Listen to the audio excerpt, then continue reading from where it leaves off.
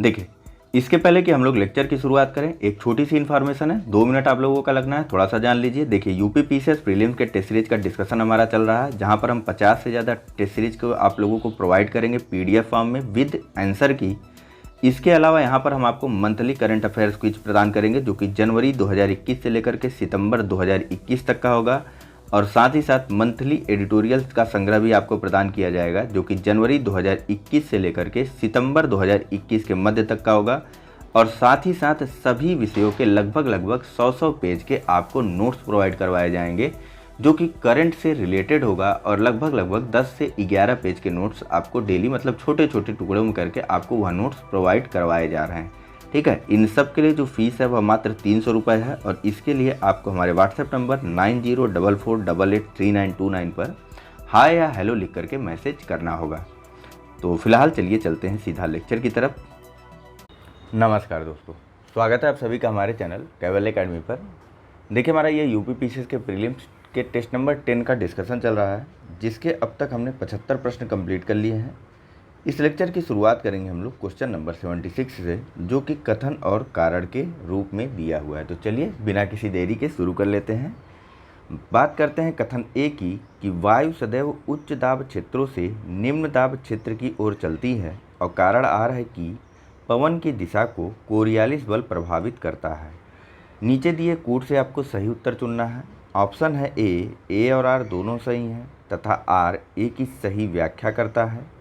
B, ए और are दोनों सही हैं किंतु आर ए की सही व्याख्या नहीं करता है। सी, ए सही किंतु आर गलत है। और डी, ए गलत किंतु आर सही है। चलिए, इसका जो सही आंसर है वह है ऑप्शन नंबर बी, ए और आर दोनों ही सही है, यानी कथन और कारण दोनों ही सही है, लेकिन कारण कथन की सही व्याख्या नहीं करता है।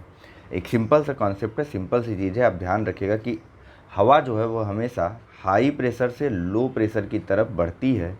ठीक है, इसी कारण जो लो प्रेशर जोन जहाँ पर बन जाता है वहाँ पर तूफानी चक्रवात की स्थिति जो है वह बन जाती है। विभिन्न क्षेत्रों की आपको बताया गया था ना पिछले लेक्चर में, कि अगर कहीं पर लो प्रेशर जोन या निम्न वायुदाब का क्षेत्र बन गया है तो उसके चारों तरफ की हाई वायुदाब या उच्च वायुदाब वाली हवाएं जो है वह उसके चारों तरफ से बढ़ना शुरू कर देंगी उस क्षेत्र की तरफ।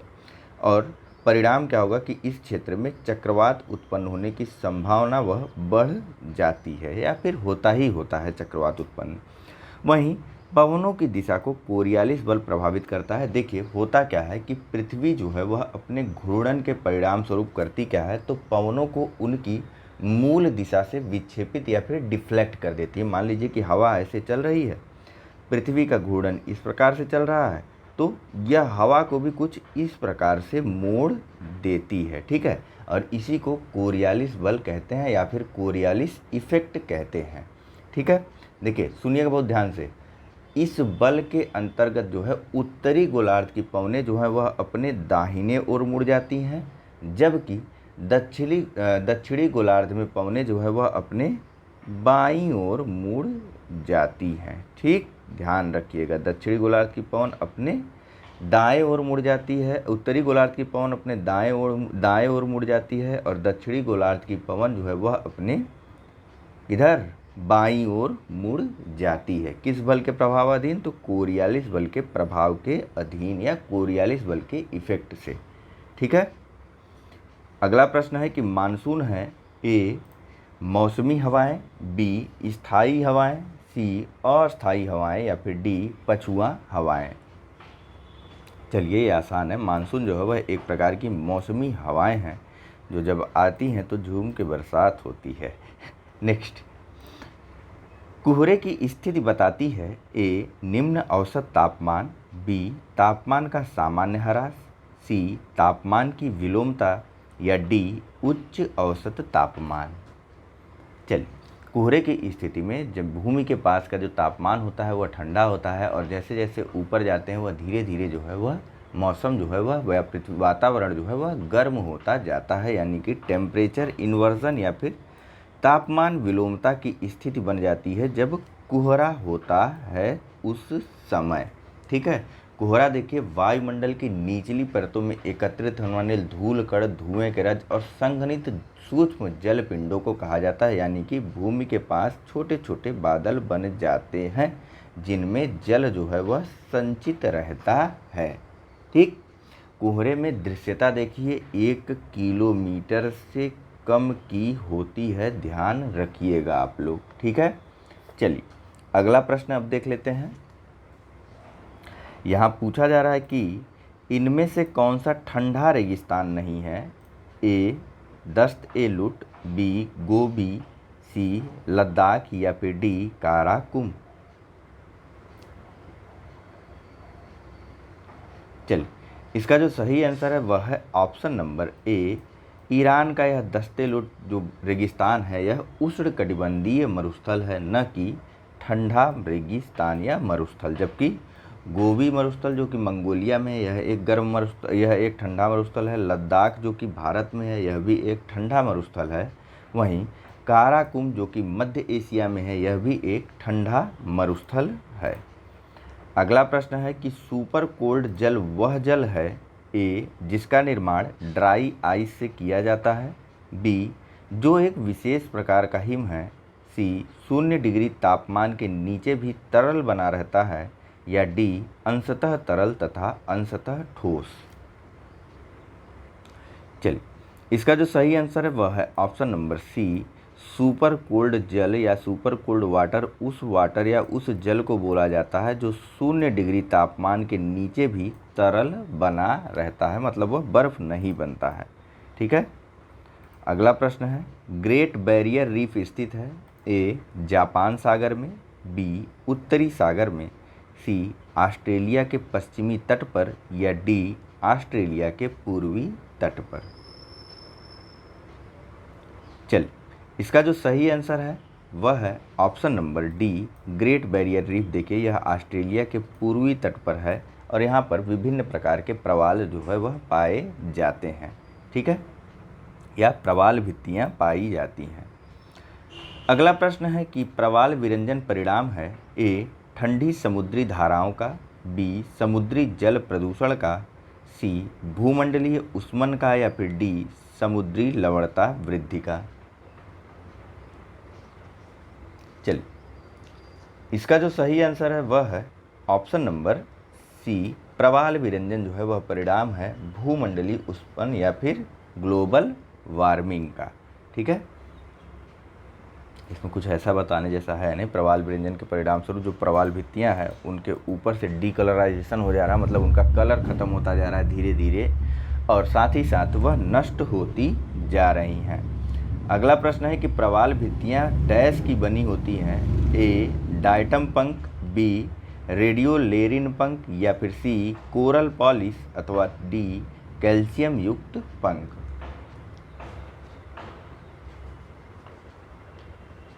चलिए इसका जो सही आंसर है वह है option number C. Coral polyps की बनी होती हैं प्रवाल भित्तियाँ। नेक्स्ट, ये सब ना देखिए, ये सब याद करने वाली चीज़ें हैं, इसमें कुछ बताने जैसा चीज़ है नहीं। अगला प्रश्न है, इसीलिए कहते हैं ना कि ज्योग्राफी का जब भी टेस्ट सीरीज हो तो शुरू में अच्छे से ध्यान दीजिए, सारे कॉन्सेप्ट लगभग शुरू में ही कंप्लीट हो जाते हैं, बाकी फिर समझने समझाने जैसा उतना नहीं रहता है। आपको याद करने वाले तथ्य जो है वह ज़्यादा आने लगते हैं प्रश्नोत्तर के माध्यम से। फिलहाल भूभाग से समुद्र की ओर अनुक्रम में कौन सा सत्य है? ए महाद्वीपीय ढाल, समुद्री मैदान, महासागरीय गर्त, महाद्वीपीय शेल्फ। बी महाद्वीपीय शेल्फ, महाद्वीपीय ढाल, समुद्री मैदान, महासागरीय गर्त। सी महासागरीय गर्त, सागरी मैदान, महाद्वीपीय ढाल और महाद्वीपीय शेल्फ, या डी समुद्री मैदान, महाद्वीपीय शेल्फ, महाद्वीपीय ढाल और महाद्वीपीय गर्त। ध्यान दीजिए, भूमि से आपको समुद्र की तरफ बढ़ना है और नीचे पाई जाने वाली विभिन्न आकृतियों के बारे में बताना है कि उनका अनुक्रम या उनका क्रम किस प्रकार का है। थोड़ा बहुत ये असल में काम चल रहा है तो हल्का फुल्का हो सकता है आप लोगों को शोर सुनाई दे रहा हो।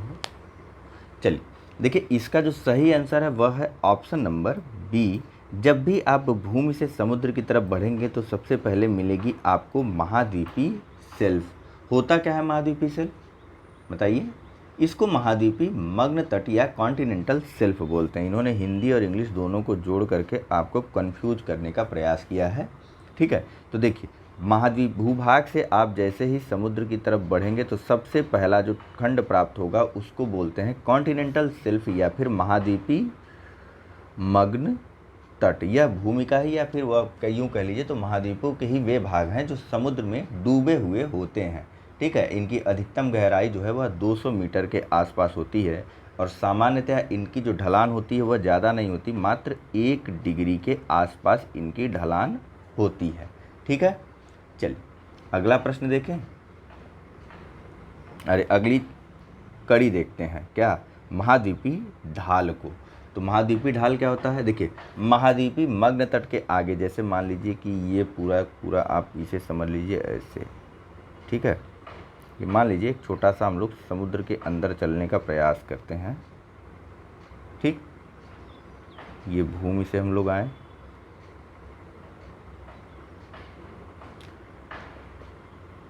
उसके बाद ये थोड़ा सा हम लोग और आगे बढ़े, फिर थोड़ा सा और आगे बढ़ गए हम लोग,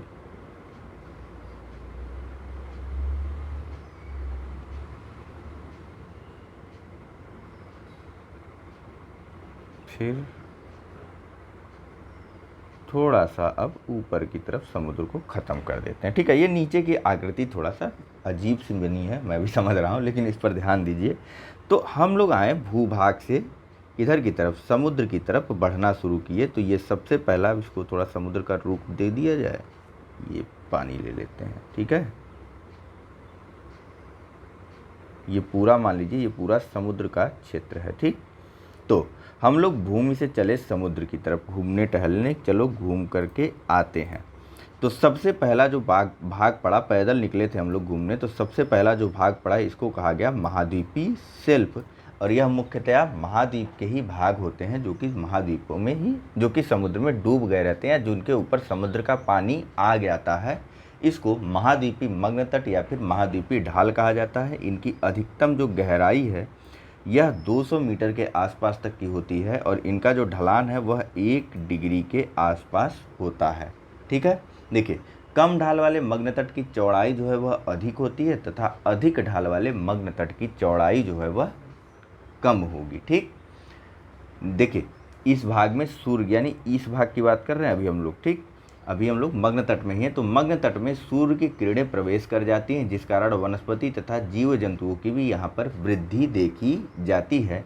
और साथ ही साथ एक अनुमान है कि विश्व के कुल खनिज तेल तथा गैस उत्पादन के लगभग 20% के आसपास का हिस्सा जो है वह महाद्वीपीय मग्न तट से ही मिलता है। नदियों द्वारा लाई गई तलछट भी इसी महाद्वीपीय मग्न तट के वाले भाग में ही निक्षेपित कर दी जाती है, ठीक है। तो अब इसके बाद अब इससे आगे चलते हैं, ठीक है। अब आगे जब आते हैं तो इसको बोला जाता है महाद्वीपीय ढाल, ठीक। महाद्वीपीय ढाल में अचानक से जो ढाल है ना, वह महाद्वीपीय मग्न तट के बाद अचानक से वह ढाल तीव्र हो जाती है और इसमें जो है ढलान जो है वह 2 से 5 डिग्री तक की झुकाव पर होती है या 2 से 5 डिग्री तक की तीव्रता होती है इस महाद्वीपीय ढाल में, या कॉन्टिनेंटल स्लोप बोला जाता है, ठीक है। और यह कॉन्टिनेंटल स्लोप जो है यह महाद्वीपीय मग्न तट और महासागरीय गंभीर मैदान के बीच का भाग होता है, या फिर यूँ कह लीजिए तो बीच की कड़ी होती है यह महाद्वीपीय ढाल, ठीक। इसके बाद समुद्री मैदान हो जाता है या समुद्री मैदान मिलते हैं, और समुद्री मैदान में जहाँ कहीं भी वह फटे होते हैं, टुकड़े होते हैं, जहाँ कहीं भी वहाँ पर अचानक से कटक वटक का निर्माण हो जाता है, तो उस भाग में एक खाई का भी निर्माण हो जाता है आस पड़ोस में, और इसको बोला जाता है क्या, बताइए। इसको बोला जाता है महासागरीय गर्त, ठीक। बस इतनी सी बात थी, ठीक। चलिए अगले प्रश्न पर चलें। देखिए, महासागरीय नितल पर स्थित तीव्र ढाल वाले लंबे पतले और गहरे अवनमन खाई को बोला जाता है महासागरीय गर्त, ठीक। चलिए चलते हैं अगले प्रश्न की तरफ। यह सूचियों के माध्यम से आपको सुमेलित करने के लिए है। एक तरफ विभिन्न सागरीय गर्त हैं और दूसरी तरफ उन महासागरों के नाम है जहाँ पर ये गर्त पाए जाते हैं। नीचे कूट के माध्यम से आपको सुमेलित करना है। ए सुंडा गर्त, मध्य अटलांटिक महासागर, अंध गर्त लिख रखा है इन्होंने, हद कर रखी है। बी मेरियाना गर्त, उत्तरी प्रशांत महासागर। सी पोर्ट रिको गर्त, पूर्वी हिंद महासागर। डी आटाकामा गर्त, दक्षिणी प्रशांत महासागर। कूट है ए 1 2 3 4, बी 2 3 4 1, सी 3 2 1 4 या डी 2 1 4 3।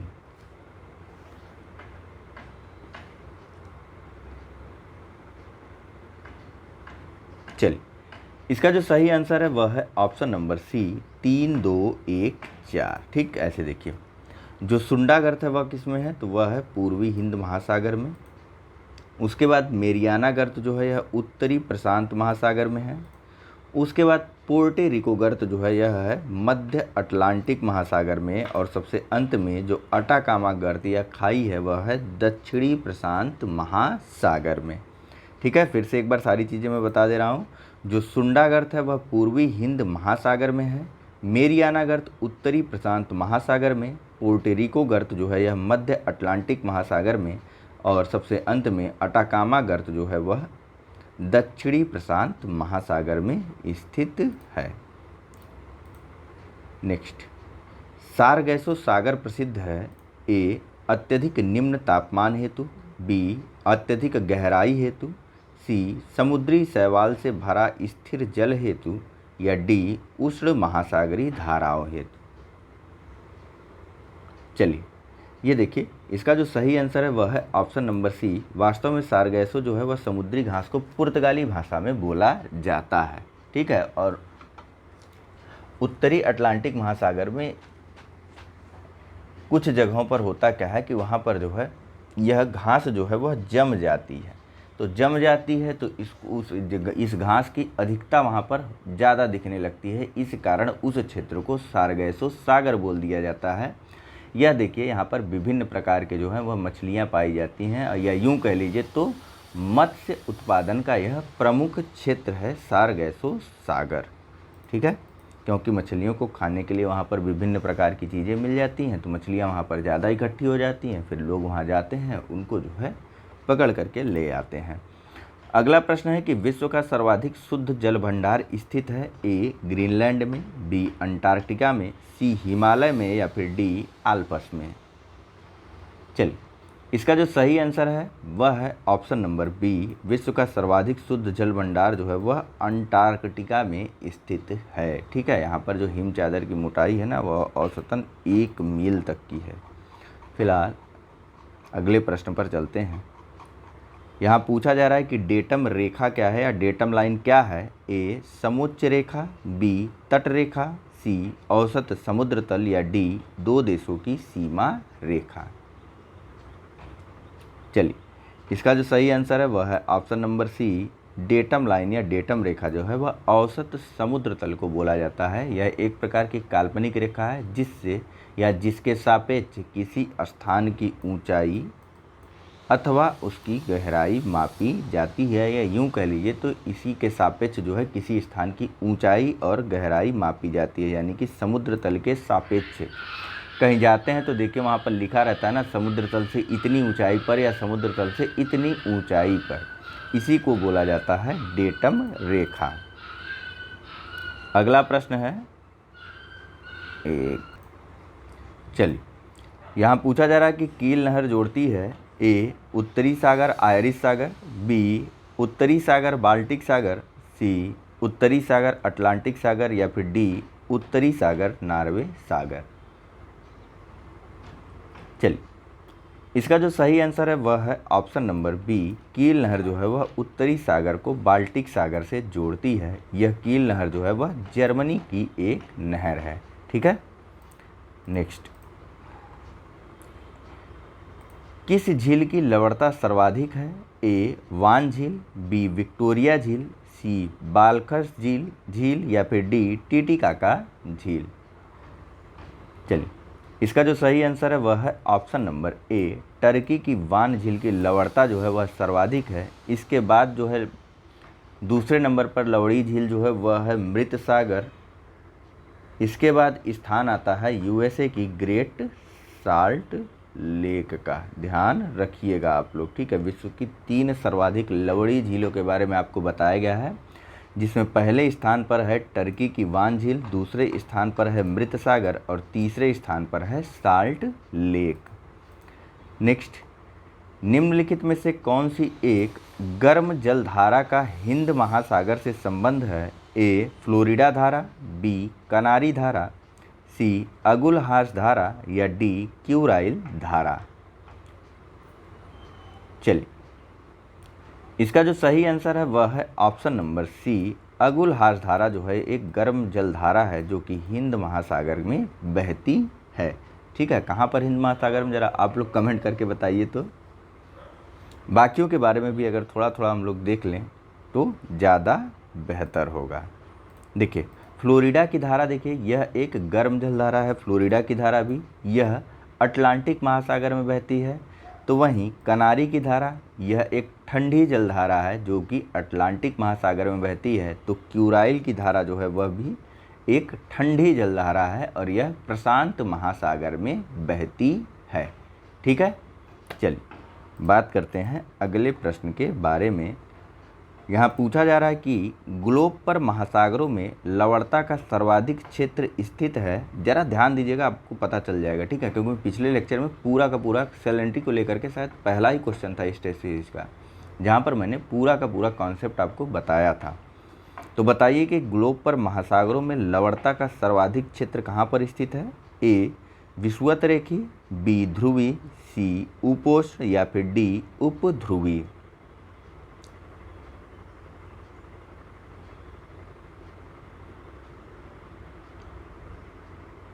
चलिए, इसका जो सही आंसर है वह है ऑप्शन नंबर सी, ग्लोब पर महासागरों की लवणता जो है वह सर्वाधिक, या पृथ्वी पर महासागरों की जो लवणता है वह सर्वाधिक मात्रा में उपोष्ण क्षेत्रों में मिलती है। क्यों? तो आप टेस्ट सीरीज अच्छे से रिवीजन कीजिएगा, पता चल जाएगा। वैसे हम लोग भी करवाएंगे पूरी टेस्ट सीरीज का एक बार रिवीजन भी। ठीक है, थोड़े लंबे लंबे लेक्चर होंगे वो लोग लेकिन टेस्ट सीरीज का रिवीजन भी आपको करवाया जाएगा। फिलहाल यहाँ पर बताइए, एक तरफ महासागरीय जलधाराएं हैं और दूसरी तरफ देश हैं जहाँ से यह जलधाराएं निकलती हैं और नीचे कूट के माध्यम से इनको सुमेलित करना है। ए हम्बोल्ट अर्जेंटीना, बी क्यूरोसिवो दक्षिण अफ्रीका, सी फाकलैंड जापान या डी अगुलहास पेरू। कूट है ए 4 3 1 2, बी 3 4 2 1, सी 2 1 3 4 या डी 1 2 4 3। चलिए, इसका जो सही आंसर है वह है ऑप्शन नंबर ए 4 3 1 2 हम्बोल्ट, या फिर इसको बोलते हैं पेरू की ठंडी जल धारा।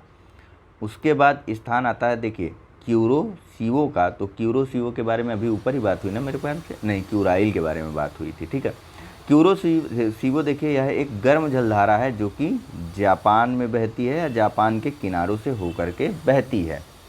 उसके बाद स्थान आता है फाकलैंड का। फाकलैंड देखिए यह एक ठंडी जलधारा है जो कि अर्जेंटीना के पास से बहती है।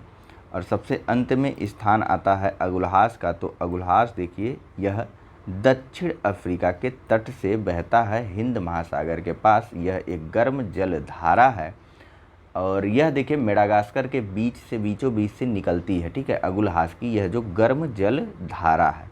ठीक है, हम्बोल्ट देखिए, हम्बोल्ट एक ठंडी जलधारा है, क्यूरोसिवो एक गर्म जलधारा है, फाकलैंड एक ठंडी जलधारा है। अगला प्रश्न देखते हैं। यह कथन और कारण के रूप में है, जिसमें कथन ए है कि विश्व के प्रत्येक महासागर में प्रतिविषुवतीय रेखा धारा पाई जाती है, और कारण आर है कि प्रतिविषुवत रेखीय धाराएं विषुवत रेखीय धाराओं द्वारा महासागर के पूर्वी भाग में जल एकत्र करने से उत्पन्न होती हैं। नीचे कूट के माध्यम से आपको सही उत्तर चुनना है। ऑप्शन है ए और आर दोनों सही हैं तथा आर ए की सही व्याख्या करता है। बी ए और आर दोनों सही हैं किंतु आर ए की सही व्याख्या नहीं करता है, सी ए सही किंतु आर गलत है, या फिर डी ए गलत किंतु आर सही है।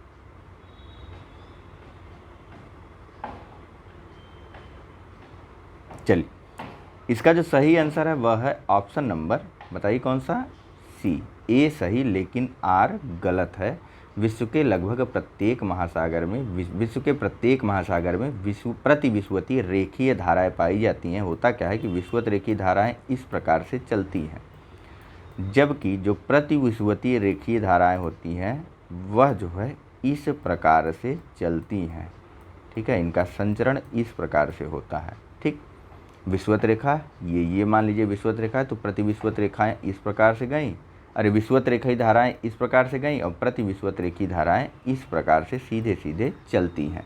ठीक है, और इनकी दिशा पश्चिम से पूर्व की तरफ होती है। ठीक, किसकी, प्रति विषुवतीय जलधारा की जो दिशा है वह पश्चिम से पूर्व की तरफ होती है। अगला प्रश्न है कि जापानी लोग किस धारा को काली धारा के नाम से पुकारते हैं, ए क्यूराइल, बी क्यूरोसिवो, सी आयोसियो, या फिर डी कोई नहीं।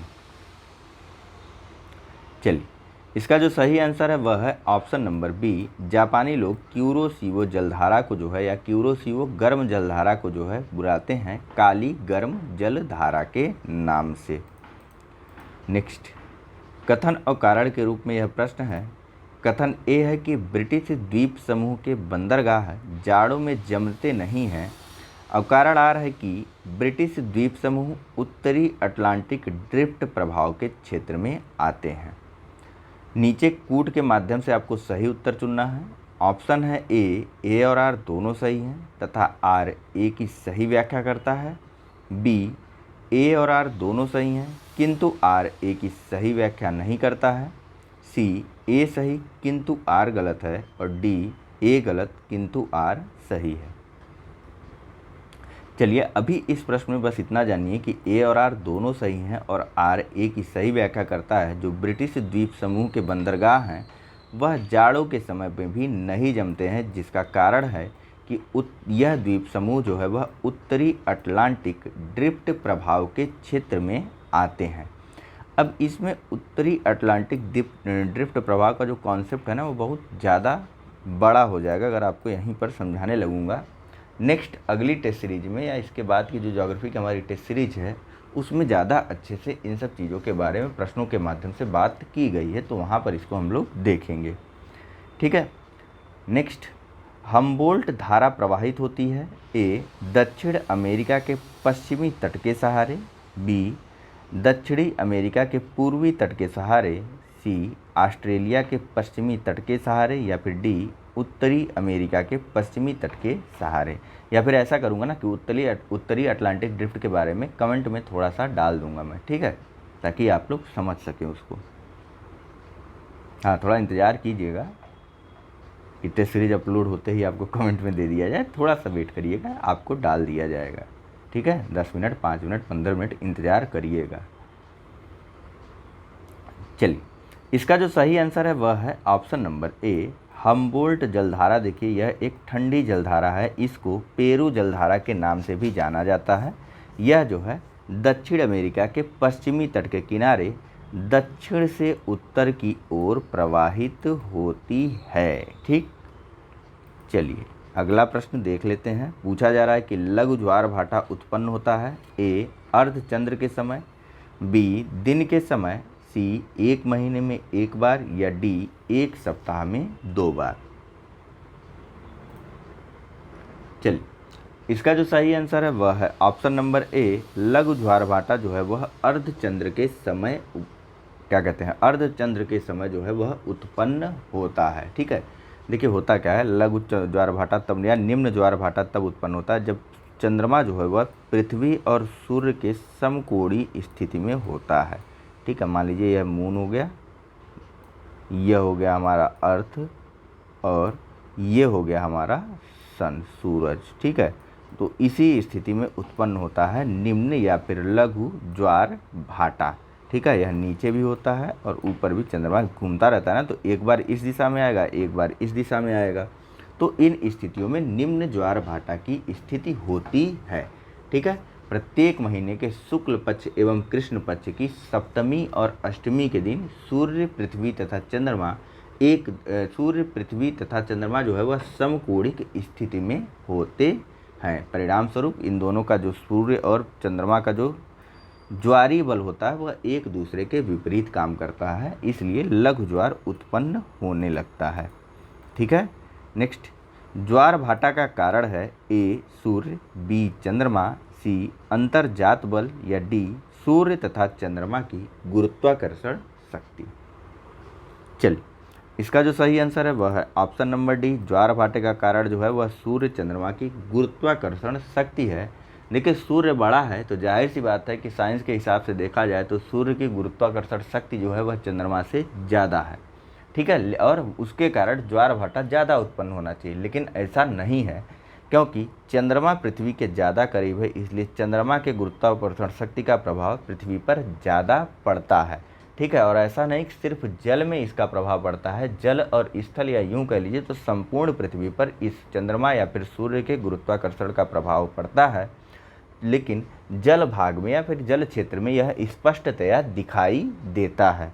ठीक है, दूसरी चीज़, सूर्य की तुलना में चंद्रमा का गुरुत्वाकर्षण शक्ति जो है वह ज़्यादा काम करता है। तो यह कितना ज़्यादा काम करता है, तो 2.17 गुना ज़्यादा काम करता है। ठीक है, नेक्स्ट, प्रत्येक स्थान पर ज्वार आता है ए 12 घंटे 30 मिनट बाद, बी 12 घंटे 20 मिनट बाद, सी 12 घंटे बाद या फिर डी 12 घंटे 26 मिनट बाद। चलिए, इसका जो सही आंसर है वह है ऑप्शन नंबर डी। 12 घंटे 26 मिनट बाद प्रत्येक स्थान पर ज्वार आता है। ठीक है, ऐसा पृथ्वी के चंद्रमा का गुरुत्व चक्कर लगाने के कारण होता है। देखिए, प्रत्येक स्थान पर सामान्यतया दिन में 2 बार ज्वार आता है, एक बार चंद्रमा की आकर्षण शक्ति के द्वारा और दूसरी बार पृथ्वी की अपकेंद्रीय शक्ति के द्वारा। ठीक है, अब चूंकि पृथ्वी 24 घंटे में एक चक्कर पूरा कर लेती है, अतः प्रत्येक स्थान पर 12 घंटे बाद ही ज्वार आ जाना चाहिए, लेकिन पर डे जो ज्वार है वह 26 मिनट की देरी से आता है, क्योंकि चंद्रमा को अपनी धुरी पर घूमते हुए पृथ्वी की परिक्रमा करनी होती है। ठीक है, नेक्स्ट, पारिस्थितिकी तंत्र शब्द का प्रयोग निम्नलिखित वैज्ञानिकों में सर्वप्रथम किसने किया? ए E.P. ओडम, बी फ्रेडरिक क्लीमेट, सी A.G. टांसले या फिर डी चार्ल्स सदरलैंड। चलिए, इसका जो सही आंसर है वह है ऑप्शन नंबर सी।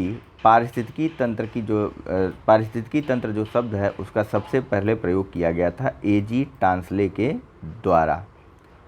नेक्स्ट, निम्नलिखित कथनों में से कौन सा पारिस्थितिकी संसाधनों के प्रबंधन के संबंध में सही है? ए प्राकृतिक संसाधनों का विदोहन, बी प्राकृतिक संसाधनों का तर्क संगत विदोहन तथा विकास, सी सभी प्राकृतिक संसाधनों का संरक्षण या डी प्राकृतिक संसाधनों का तर्क संगत विदोहन। चलिए, इसका जो सही आंसर है वह है ऑप्शन नंबर बी। देखिए, पारिस्थितिकी संसाधनों के प्रबंधन की बात की जा रही, तो यहाँ देखिए कि प्राकृतिक संसाधनों का विदोहन तो तर्कसंगत होगा ही होगा, साथ ही प्राकृतिक संसाधनों के विकास पर भी ध्यान दिए जाने की बात करता है यह ऑप्शन नंबर बी। तो सबसे बेस्ट आंसर कौन सा होगा? Option number B. ठीक है, नेक्स्ट, 2 पारिस्थितिकी तंत्रों के मध्य के संक्रमण क्षेत्र को कहते हैं? ए बायोम, बी इकोटोन, सी बायोटोप या डी उपर्युक्त में से कोई नहीं। चलिए, देखिए, 2 पारिस्थितिकी तंत्रों के मध्य के क्षेत्र को बोला जाता है इकोटोन, या सामान्यतया आप लोग देखेंगे तो ज्वारनद मुख जो होता है वहाँ पर ज़्यादा मात्रा में देखने को मिलता है, या फिर यूँ कह लीजिए तो जहाँ पर नदी जो है वह समुद्र में मिलने की प्रक्रिया में होती है वहाँ पर आपको सामान्यतया इकोटोन की स्थिति देखने को मिलती है। एक तरफ नदी पारी तंत्र होता है, एक दूसरी तरफ जो है वह समुद्र का क्या कहते हैं, पृथ्वी का पारितंत्र होता है, या इस बीच के क्षेत्र का जो होता है वह दलदली क्षेत्र होता है, जहाँ पर दोनों प्रकार के जीव पाए जाते हैं और कुछ विशेष जीव पाए जाते हैं। एक तो जलीय जीव हो गए, दूसरा पृथ्वी भूमि के पारिस्थितिकी तंत्र में रहने वाले जीव हो गए, और दूसरा इस क्षेत्र में कुछ विशेष जीवों का भी विकास हो जाता है।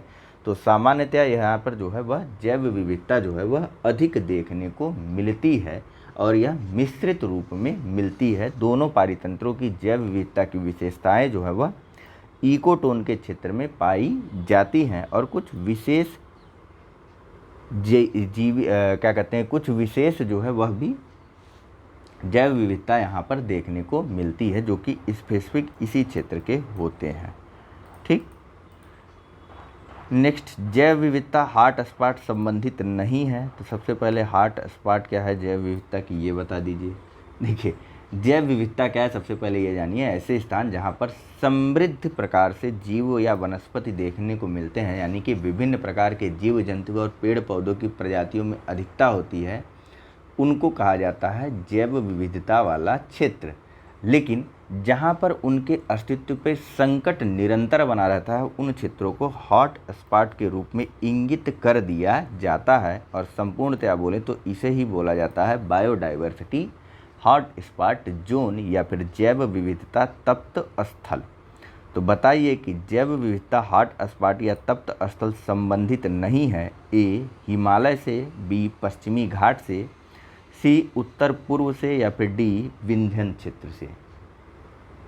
चलिए देखिए, भारत में कुल टोटल 4 जैव विविधता हॉटस्पॉट क्षेत्र हैं, जिनमें विंध्यन क्षेत्र शामिल नहीं है, जिसमें शामिल है हिमालय क्षेत्र, पश्चिमी घाट, उत्तर पूर्व, और साथ ही साथ सुंडा या सुंडा जैव विविधता हॉटस्पॉट, जो कि अंडमान निकोबार क्षेत्र में है।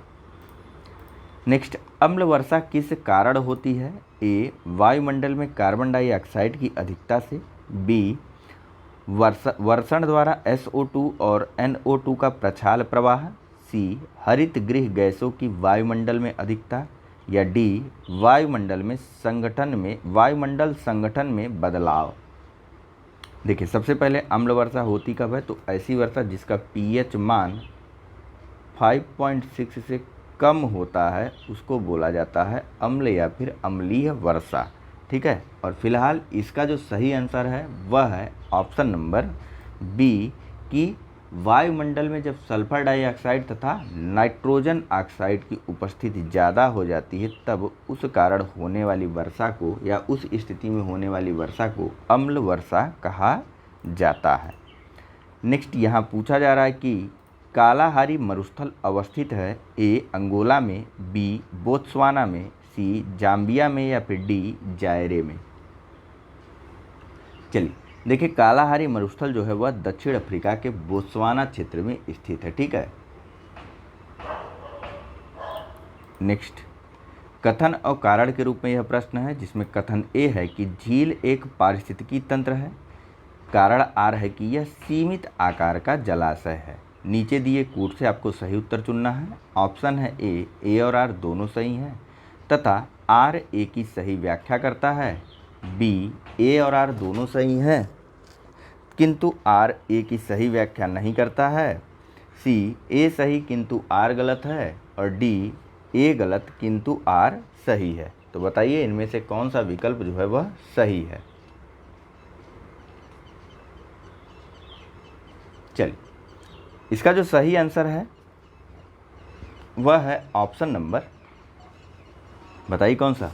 बी, ए और आर दोनों सही हैं, और आर ए की सही व्याख्या नहीं करता है। ठीक है, झील एक पारिस्थितिकी तंत्र है और यह सीमित आकार का जलाशय भी है, लेकिन यह पारिस्थितिकी तंत्र है इसलिए थोड़ी ना यह सीमित आकार का जलाशय हो गया है। ठीक है, वैसे पारिस्थितिकी तंत्र होता क्या है? देखिए, जिसमें जीव समुदाय तथा उनके वातावरण के मध्य पारस्परिक संबंधों का अध्ययन किया जाता है, उसको बोला जाता है पारिस्थितिकी तंत्र। ठीक है, चलिए बात करते हैं अगले प्रश्न के बारे में।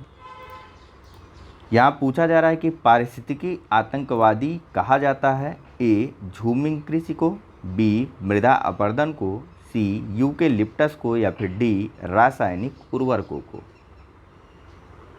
चलिए, इसका जो सही आंसर है वह है ऑप्शन नंबर सी, पारिस्थितिकी आतंकवादी या पारिस्थितिक आतंकवादी बोला जाता है यूकेलिप्टस के पेड़ को। क्यों? क्योंकि यह प्रतिदिन लगभग 60 लीटर के आसपास का पानी जो है वह अवशोषित कर लेता है और यह वाष्पोत्सर्जन की प्रक्रिया भी नहीं करता है। ठीक है, मतलब भाप भी पानी इससे बन करके नहीं निकलता, सब पचा जाता है। नेक्स्ट, पारिस्थितिकी तंत्र क्रियाशील होता है। ए, ऊर्जा प्रवाह तथा पोषक तत्वों एवं खनिजों के परिसंचरण के माध्यम से। बी, जीव समूहों और उनके पर्यावरण के साथ बढ़ते हुए अंतर संबंधों के माध्यम से। सी, पर्यावरण के जैविक एवं अजैविक घटकों के एकीकरण के माध्यम से। या डी, भौतिक रासायनिक पर्यावरण के माध्यम से। अभी नेक्स्ट लेक्चर में हम लोग जब इन्वायरमेंट का डिस्कस करेंगे ना, तो वहाँ पर हम लोग पारिस्थितिकी के बारे में ही बात करेंगे, वही हमारा अगला चैप्टर है। फिलहाल इसका जो सही आंसर है वह है ऑप्शन नंबर ए, पारिस्थितिकी तंत्र क्रियाशील होता है ऊर्जा के प्रवाह से, पोषक तत्वों के माध्यम से या खनिजों के परिसंचरण के माध्यम से। नेक्स्ट है कि ब्राज़ील के सवाना घास के मैदान को कहा जाता है। ए, कंपोज, बी, डाउन्स, सी, पम्पास, डी, प्रेयरीज। देखिए, उष्णकटिबंधीय घास के मैदानों को कहा जाता है सवाना घास के मैदान। यहाँ पर वृक्ष जो है वह छोटे छोटे होते हैं। ठीक है, इस कारण घास के सदृश वह दिखते हैं और साथ ही साथ यहाँ पर लंबी लंबी घासें भी पाई जाती हैं। ठीक है, तो फिलहाल जो ब्राज़ील के सवाना घास के क्षेत्र हैं उनको कंपोज बोला जाता है। ऑस्ट्रेलिया के सवाना घास के क्षेत्रों को बोला जाता है डाउन्स। अर्जेंटीना के सवाना घास के क्षेत्रों को बोला जाता है पम्पास और यूनाइटेड स्टेट ऑफ अमेरिका में सवाना घास के मैदानों को बोला जाता है प्रेयरीज। ठीक है, नेक्स्ट एक स्टेटमेंट है, ध्यान से सुनिएगा, इसके बारे में बहुत डिटेल से आपको करवाया गया है। प्रत्येक दिन सामान्य से अधिक या कम होती है। समुद्र की हवा के साथ स्पष्ट उज्ज्वल सुबह होती है। जैसे सूर्य आकाश में ऊंचा चढ़ता है, गर्मी बढ़ जाती है, काले बादल बनते हैं, फिर बिजली कड़कने के साथ बारिश आती है, लेकिन बारिश जल्दी खत्म हो जाती है। आपको बताना है कि उपर्युक्त पाठ में किन क्षेत्र का वर्णन किया गया है। ए, भूमध्य सागरी, बी, भूमध्य रेखी, सी, सवाना या डी, मानसून। चलिए, इसका जो सही आंसर है वह है ऑप्शन नंबर बी, भूमध्य रेखी क्षेत्रों की बात करता है यह जगह। ठीक है, यहाँ पर प्रत्येक दिन जो है वह सुबह साफ और स्वच्छ और उज्ज्वल होती है और दिन में जैसे जैसे सूर्य आकाश में ऊपर चढ़ता है, भूमि जो है वह गर्म होने लगती है। भूमि गर्म होने लगती है तो नीचे की वायु गर्म होकर के ऊपर की तरफ उठने लगती है। याद आ रहा है, कुछ संवहन प्रक्रिया को बताया गया था आपको। कन्वेंशनल रेनफॉल जो होती है, संवहनी वर्षा, ऊपर की तरफ उठती है, ऊपर संघनन के परिणाम स्वरूप बादल बन जाता है। परिणाम स्वरूप होता क्या है कि पंजाब कपासी मेघ बन जाते हैं और इन कपासी मेघों के परिणाम स्वरूप बिजली कड़कते हुए तेज बारिश होती है। लेकिन जैसे जैसे सूर्यास्त होता है बारिश समाप्त हो जाती है, यानी कि बारिश जल्दी खत्म भी हो जाती है। नेक्स्ट, यहाँ पूछा जा रहा है कि निम्नलिखित में से कौन सा कथन असत्य है। ए, भूमध्य रेखा में नष्ट भूभाग तेजी से ठीक हो जाते हैं। बी, स्थिर समुदायों में एक रेडवुड वन, उच्च ऊंचाई पर एक देवदार वन शामिल है। सी, भूमध्य रेखा के पास उष्ण वर्षा वन स्थिर पारिस्थितिकी तंत्र है। डी, भूमध्य रेखा पर चरम समुदाय भी विकसित मिलता है। चलिए, इसका जो सही आंसर है वह है ऑप्शन नंबर ए, भूमध्य रेखा में नष्ट भूभाग जो है वह तेज़ी से ठीक नहीं हो पाता है, क्योंकि इस क्षेत्र में निछालन की प्रक्रिया अधिक होती है। इस कारण मृदा में पोषक तत्वों की भी कमी होती है, इसीलिए वनों की पुनः स्थापना में इस क्षेत्र में अधिक समय लग जाता है। कारण वही है कि यहाँ पर लगातार और घनघोर बारिश होती रहती है, जिस कारण मृदा के पोषक तत्व जो है वह नष्ट हो जाते हैं। नेक्स्ट है कि भारत में प्रोजेक्ट टाइगर परियोजना को प्रारंभ किया गया। ए, 1971 में, बी, 1973 में, सी, 1985 में या फिर डी, 1997 में। तो जब से विश्व पर्यावरण दिवस मनाया जा रहा है, यानी कि वर्ष 1973 से भारत में प्रोजेक्ट टाइगर परियोजना की शुरुआत कर दी गई थी और भारत में वन्यजीव संरक्षण अधिनियम 1972 में लाया गया था। ठीक है। अब फिलहाल भारत में 51 टाइगर रिजर्व स्थापित किए गए हैं। अगला प्रश्न है कि निम्नलिखित में से किस प्रदेश में पिग्मी निवासी पाए जाते हैं? ए सहारा, बी कालाहारी, सी विषुवतरेखीय या फिर डी पम्पास। देखिए, पिग्मी निवासी जो है वह विषुवतरेखीय क्षेत्रों में पाए जाते हैं। होते कौन है? असल में सामान्यतया छोटे कद के लोगों को पिग्मी बोला जाता है और यह आपको जो है इनकी जो औसत ऊंचाई है वह 4 फुट 11 इंच के आसपास इनकी अधिकतम ऊंचाई होती है।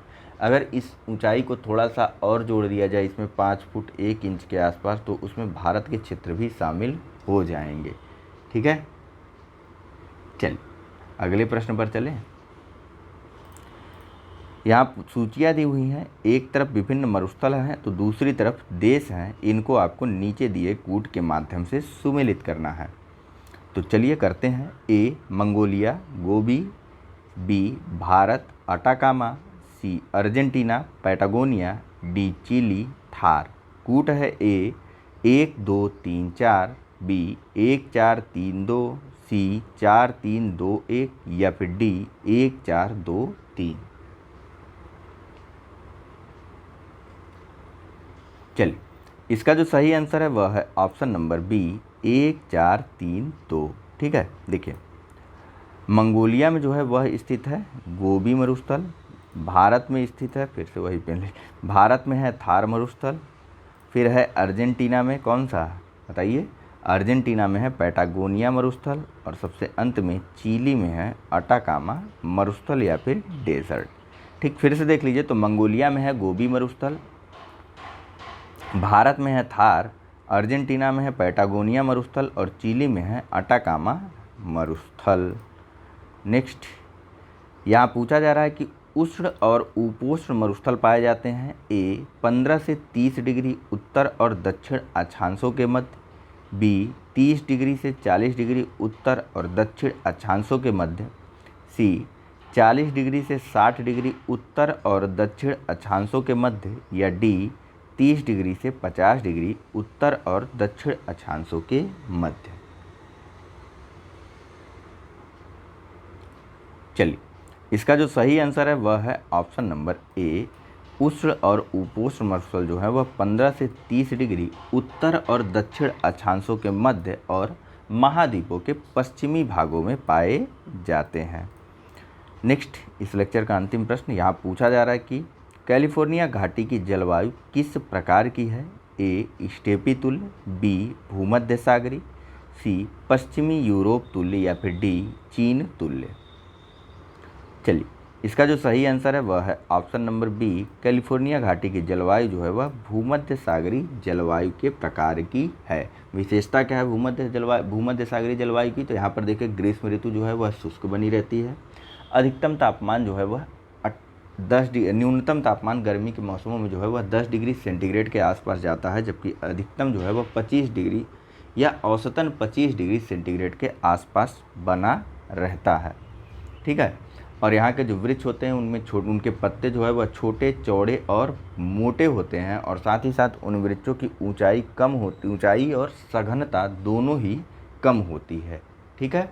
और बरसात जो है यहाँ पर भूमध्य सागरी जलवायु में जो है वह होती है 35 से 90 सेंटीमीटर के मध्य और ज़्यादातर यहाँ पर रसदार फसलों की खेती की जाती है, जैसे अंगूर हो गया, जो भी साइट्रिक फसलें हैं उनकी खेती इन क्षेत्रों में ज़्यादा की जाती है। तो फिलहाल इस लेक्चर में इतना ही है। Thank you very much for discussion. Channel को लाइक, सब्सक्राइब और शेयर करना मत भूलिएगा। चलिए, धन्यवाद।